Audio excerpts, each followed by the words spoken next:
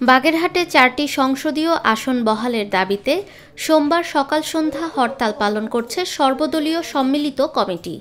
এতে সকাল থেকে জেলার সব দূরপাল্লার বাস চলাচল বন্ধ রয়েছে, তবে রিকশা, অটোরিকশা ও মোটরসাইকেল স্বাভাবিকভাবে চলছে। সকাল থেকে দোকানপাট খোলা থাকলেও সড়কে মানুষের উপস্থিতি কম।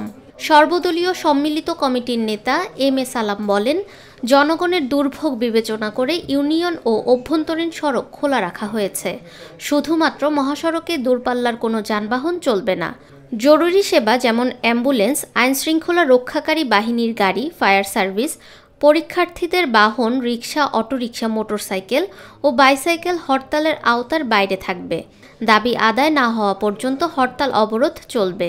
আগামীকাল মঙ্গলবার ও বুধবার সকাল 6টা থেকে দুপুর 12টা পর্যন্ত হরতাল অবরোধ কর্মসূচি পালনের ঘোষণা দিয়েছে সর্বদলীয় সম্মিলিত কমিটি।